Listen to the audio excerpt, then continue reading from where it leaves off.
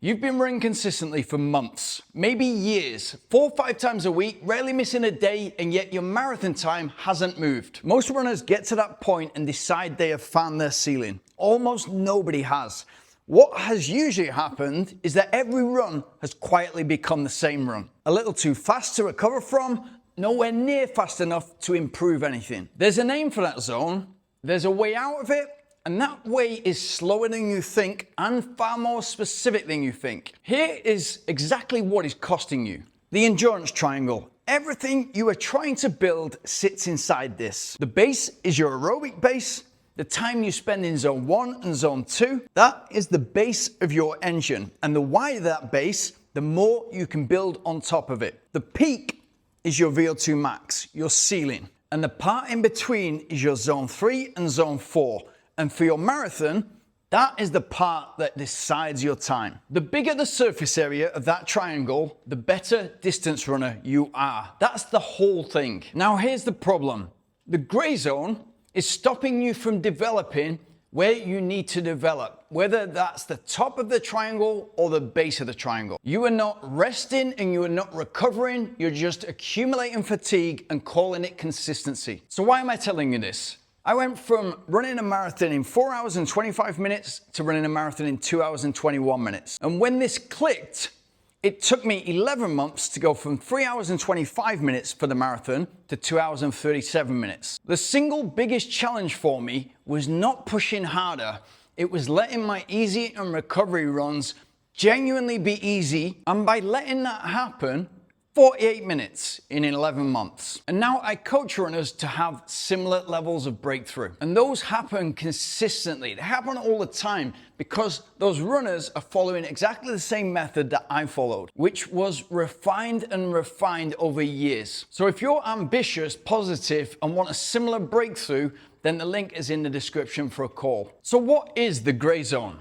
When you leave the house to run or do a session, ask yourself one question. What's the purpose of this run or session? If the purpose is recovery, the job is simple. To feel better and fresher at the end of the run than you did at the start. Flush oxygen-rich blood around the body and make sure you're getting over the previous hard session, accelerating the recovery so you can get to tomorrow that much fresher. If the purpose is an easy run, also to recover and accelerate that recovery, but to bridge the gap and deliver yourself to the next quality session, ready to run hard, fast, or far. Neither of those jobs, recovery run and easy run, is to run fast. But here's what happens. You're 10 minutes into an easy run, you're feeling good, you're feeling fresh, your legs have loosened up, so you want to feel, by the end of that run, like you've done something. So you start to push it. The pace creeps up, the heart rate creeps up, and you drift into a zone that you're not meant to be in for the purpose of that run. And what have you achieved? You've not gone hard enough to hit a stimulus to get that super compensation that you're looking for from a session, but at the same time, it's too much load to recover from for the next day. So you're in no man's land. And if you do that 3-4 times a week, then everything just blurs together. You're not getting the performance gains. There is just fatigue. And when you do go hard in a session, it's that dull effect because you've not freshened up enough to really put it in. And don't think you're making amateur or beginner mistakes. I see this frequently with guys who have been running 10, 15, 20 years. So that is the plateau. It's not your ceiling, it's a purpose problem. Let me give you the numbers because being told to slow down without quantifying that, without being told how much to slow down, is useless. So take this runner targeting sub 3. That's 4:15 a kilometer, 6:52 a mile.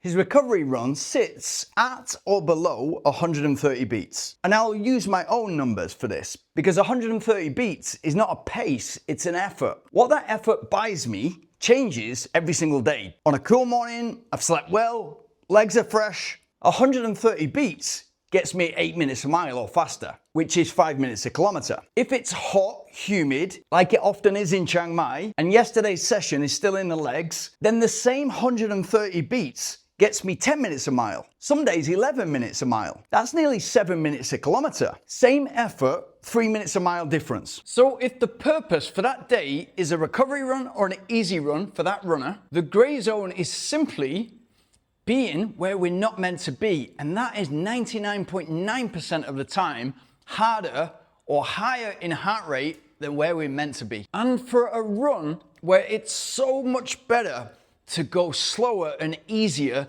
than it is to go harder, because there's very little physiological adaptation difference between being in zone 1 and zone 2. The real difference is crossing that LT1, going above zone 2 and into zone 3 when you're meant to be running recovery or easy. And the best judge of that, the best litmus test is this conversational? How do I feel? Is this genuinely easy or am I pushing a little bit too hard? The perceived effort for a zone 2 run, 2 to 3 out of 10. And again, better to be under than over. And don't listen to your watch. Unless you've been in the lab, you can have the best lab test, the best analysis, more importantly, of that lab test. And still, what will trump that heart rate range is, how do I feel?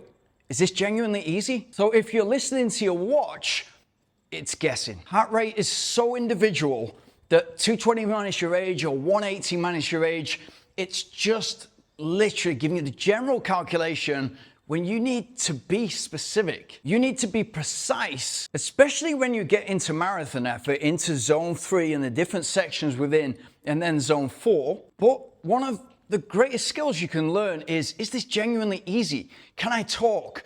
And if you think the talk test doesn't work for me, I hear that all the time, or I see it in the comments, then you should know that the key to marathon success, the key to marathon performance and getting anywhere near our potential is self-awareness and understanding, how does this feel? What's the difference between a 5, 6, and 7 out of 10? So if you're confused at running 2, 3 out of 10 in zone 2, how would you ever run a marathon on your limit to your potential without that real-time data that we've only had in the last 25, 30 years? Or are you gonna become one of those runners who, I stopped after 10 miles because my battery died on my watch and therefore I couldn't complete the marathon? Happens. The running watch for a runner is like a mobile phone to a teenager. We're lost without it, and it shouldn't be that way. Here's the thing that I learned the hard way.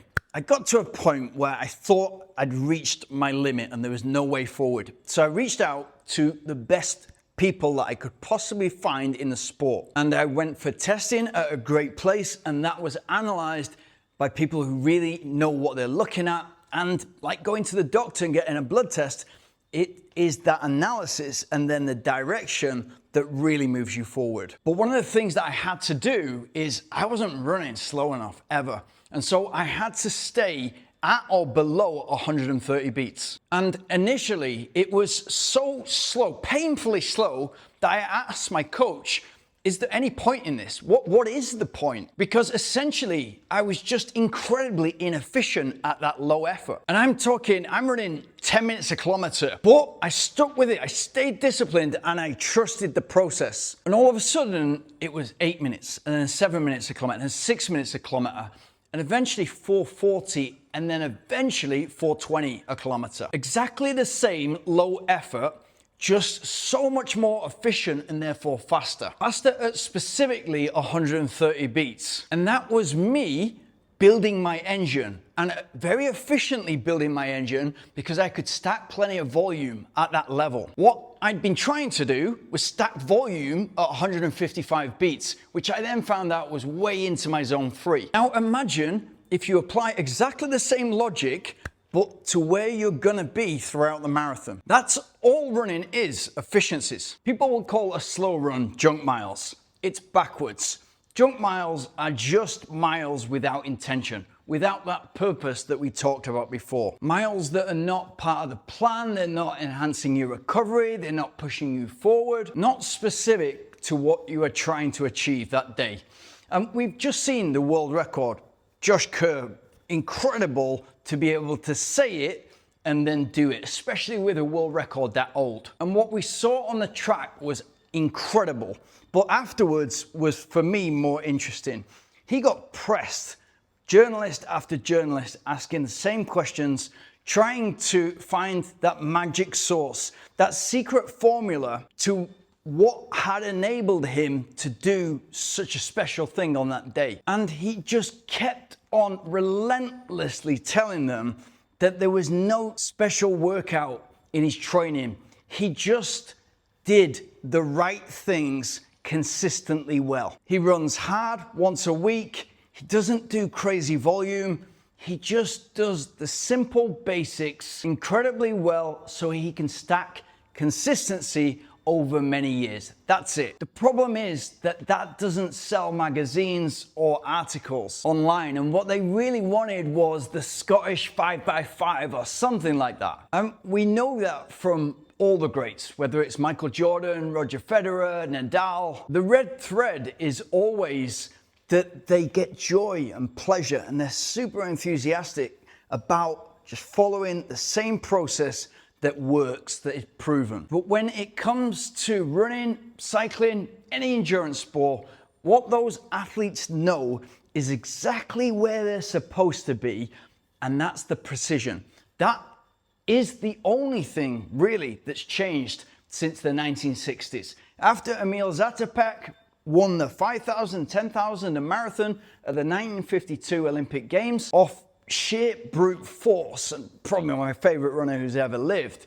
In the 60s with Lydiard, it became more about actually let's stack more volume running very easy. Not much has changed since then except the precision. And for many elite athletes, that comes with doing your training session with a lactate meter with you. So can you run a recovery run or an easy run too slow?